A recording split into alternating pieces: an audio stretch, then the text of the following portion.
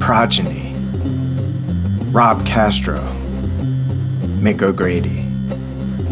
Written by Mike Daly. Chapter 9. Mick changes his POS t-shirt to a radio concussed to match the bike. Black, red, and white. So he won't have to switch out the Doom Dunk Nikes he's wearing. Nike super villains. Collector's items. Back when they were still in the box. He customized them with the Aesop Rock round laces. Gray jeans he's got on are keeping the knobby knees under cover. Kids would ask Mick during summers in York, why wasn't he wearing shorts? Was he crazy? In this heat? And high humidity? Legs are too skinny. His response could have been that easy. R.L. Osborne didn't wear shorts very often either. Not unless he was lake jumping. Even when he was lake jumping, now that Mick thinks of it. R.L. was wearing jeans when he did that 360 off the dock into the lake at the end of the Mountain Dew commercial. Mick puts on his Bell helmet and Atmosphere fingerless gloves. He zips shut his backpack. No, he reconsiders. It's too hot for these. He takes off the gloves. He unzips the backpack, stows the gloves, zips it shut. This is starting to make some sense. Mick picks it up. He opens the dressing room door and exits. Paramedics. Rod's got a Trek mountain bike up on a repair stand. Pronounced pain, O'Grady, he calls out. The paramedics laugh. Female, male. I failed to mention I'm a certified suspension technician, Rod says to the female paramedic. Check your oil, ma'am? He drums his fingers on the red Stratos Pro rear shock. Yes, she says, please. Is her tongue pierced? Mick wonders. Slight lisp. Hi, I'm Mick, he says to her. Glorietta, she says. Unpierced tongue, Mick sees. Nice to meet you, Glorietta, and you must be Angelo, the male paramedic says. Angelo and Mick shake hands. Mick's visiting from Oregon, Rod says. Hopefully you won't be seeing too much of him. I know I will. Our panniers come from Portland, Oregon, Angelo says. Panniers, Mick says. I was wondering how you pronounced those saddlebags on the sides. Panniers, Glorietta says. Yes. Custom made for NMM, Angelo says. New Mexico medics. I can have your overhaul done next Monday, Glorietta, Rod says. Gotta order some parts. October the 14th? Not this Monday, next Monday. Better check his calendar, Angelo says and laughs. Rod checks his Carpet Queen's calendar. October 21st, Rod says.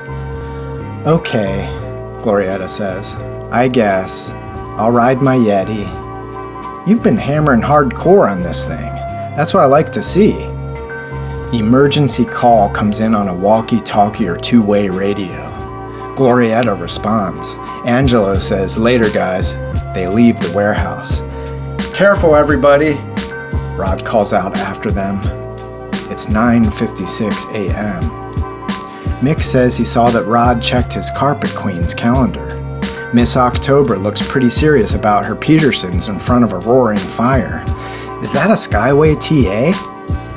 Good eye, O'Grady. Totally tricked out, Mick says. She even has a Mickey Mouse bell on her bars like the Master of Balance Robert Peterson had. How badass. Ground control freestyle team from Foster City represent. Is that where Carpet Queens are from? Mick asks. San Francisco? New York. They're based in Queens, New York. Carpet Queens Bike Club is from Queens. That makes total sense almost. Carpet Queens are BMX Society's 1%ers, Rod says. BMXSociety.com? No, BMX Society in general. Social misfits to begin with, you know? Carpet queens are the elite 1% of us who have managed to become independently wealthy social misfits. The dons who can afford anything. They ransack old-school bike shop owners' garages and basements and attics. Or their men do. Women accomplices. Ooh, Mick says. From coast to coast, they're relentless, Rod goes on. Their ruthlessness to expand their collections is second to none. Step 1, negotiate. Step 2, liquidate. Carpet queens have cleaned out entire warehouses that way. It's insane. It's sick, but they're smart. Any bike or part or article of clothing they want, they get it, and they keep it stored in the original packaging. NOS, Mick says. New old stock. NOS, yeah. Until they build their ultimate showpiece or they don't want it anymore, or until they want something else they see online, of course, then they flip it. That's why dudes call it the mentally illest bike club on the planet. Because they're jealous? They flip or they trade. I've worked out a few trades here and there, but it's very rare. I got lucky. Jealous, did you say? Yes, Mick says. I am. Do they call carpet queens the mentally illest bike club on the planet because they're so envious of their collections? Rod puts on his helmet. They're green with envy. Neon green with envy. The calendar models ride more than the dons do. That's the sickest thing about them. That is one stretched Peterson she's doing, I must say. Stretched to the max. Oh, they get into it, Rod says. The models do actual freestyle tricks. The first year they did the calendar, 2010 I think, the girls were just posing with the bikes. Which, by the way, not all of them were the freshest. Some of them were so ridiculously overbuilt, they were obscene. The models? The bikes, Rod says. The show bikes. Oh, I thought you meant the calendar ladies. No, the bikes. Some of Carpet Queen's first builds were such tragedies, catastrophes, eye candy shenanigans. Dionysian Krankensteins, Mick says. The NY in Dionysian needs to be capitalized on their hats to stand for New York. Dionysians Krankensteins. Neck bolts sold separately, Rod says. Mick laughs. They have to color coordinate everything. Araya, triple-dipped chrome rims with black and red anodized spoke nipples. Who had setups like that, O'Grady? No one that I ever saw. They picked the most expensive crank sets you could get from mail order ads in the mags or catalogs. Titron titanium pedals with high-polished LRP cages? Remember LRP? Lonkarovich Racing Products? I could keep going. Go on. We gotta get riding. Oh yeah. I want you to see something first on this GJS. Scope the treads on these tires. They still have the release powder showing on them. That is straight from the Tioga factory, baby cakes. Mid-80s. OMG. Seriously. Mick takes out his phone. He taps the camera app.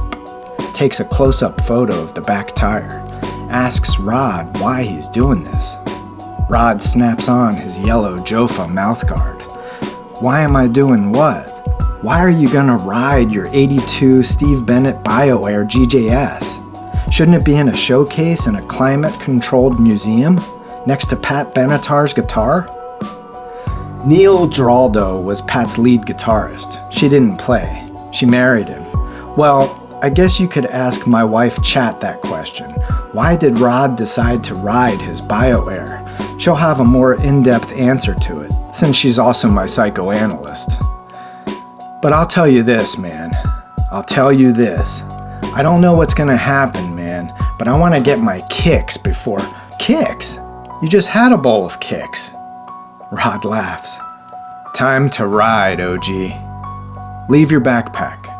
Lock it in that locker. Take the key.